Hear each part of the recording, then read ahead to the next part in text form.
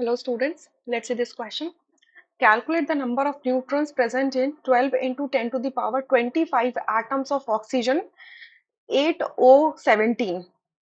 Options आपको दिए हुए हैं, तो हमें सिंपल सी भाषा में क्या पूछा गया है कि आपके पास अगर ऑक्सीजन 17 है, मतलब ऑक्सीजन को ये जो आइसोटोप 17 है, अगर आप ये लेते हो और अगर इसके इतने एटम्स लेते हो तो उन एटम्स के अंदर कितने न्यूट्रॉन्स प्रेजेंट होंगे।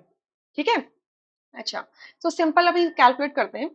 ये जो O817 है, यहाँ पे 8 रिप्रेजेंट करता है इसका एटॉमिक नंबर। एटॉमिक नंबर का मतलब क्या होता है? Total number of protons present in the nucleus of the atom. So मैं यहाँ पर लिख दूं प्रोटॉन कितने हैं इसमें, प्रोटॉन काउंट कितनी है? 8। ठीक है, एंड 17 रिप्रेजेंट करता है मास नंबर। मास नंबर क्या होता है? Total number of protons and neutrons present in the nucleus of the atom. ठीक है, तो ये जो आपको 17 दिया हुआ है वो क्या है? प्रोटॉन प्लस न्यूट्रॉन का काउंट दिया हुआ है। ये कितना दिया है हमें? 17। ये इक्वल्स टू का साइन है, ठीक है, 17। सो अगर मैं न्यूट्रॉन बोल दूं तो न्यूट्रॉन कितने हो जाएंगे? अगर मैं एक एटम ऑक्सीजन के ले लूं, उसमें न्यूट्रॉन मुझे निकालने हो तो मैं क्या करूं? 17 माइनस 8 कर देती हूँ, दैट इज 9। यानी कि एक एटम आपका ऑक्सीजन 17 का 9 न्यूट्रॉन्स कैरी करता है। सो अगर एक एटम के अंदर 9 न्यूट्रॉन्स है तो इतने एटम्स के अंदर कितने होंगे?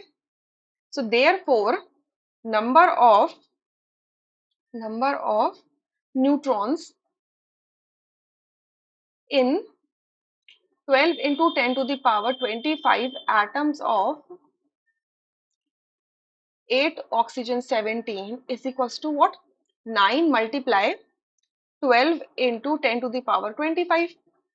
ठीक है, इसको मल्टीप्लाई करो, इसको सॉल्व करो, तो इसको मैं इस तरीके से लिख सकती हूँ, 9 मल्टीप्लाई 2 मल्टीप्लाई 6 मल्टीप्लाई 10 की पावर 2 मल्टीप्लाई 10 की पावर 23। बस मैंने ब्रेक किया है, मैंने बस फैक्टर्स बना दिए। 9 के फैक्टर बना दिए 2 इंटू 6, और 10 की पावर 25 को मैंने लिख दिया 10 की पावर 2 मल्टीप्लाई 10 की पावर 23।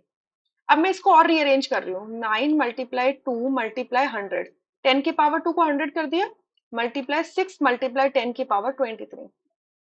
ये क्या है? Approx value of Avogadro constant.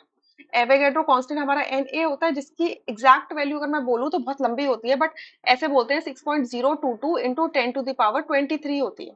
ठीक है, तो मैं इसको अप्रोक्सीमेटली क्या बोल सकती हूँ? 6 इंटू 10 टू द पावर 23 कह सकती हूँ। ठीक है, तो इसकी ये तो हो गया हमारी Na की वैल्यू, एवोगैड्रो कांस्टेंट की वैल्यू, और इसको सॉल्व करो कितना हो जाएगा? 9 टू जा 18, 18 इंटू 100 1800। सो 1800 इंटू Na, तो यानी कि क्या आ गया? 1800 Na।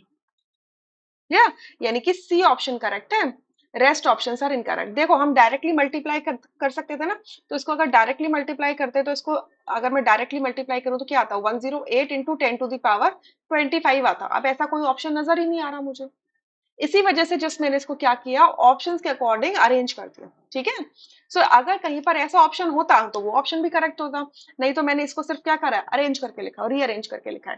तो option C is the correct answer, rest are incorrect. I hope you understood this question really very well. Thank you.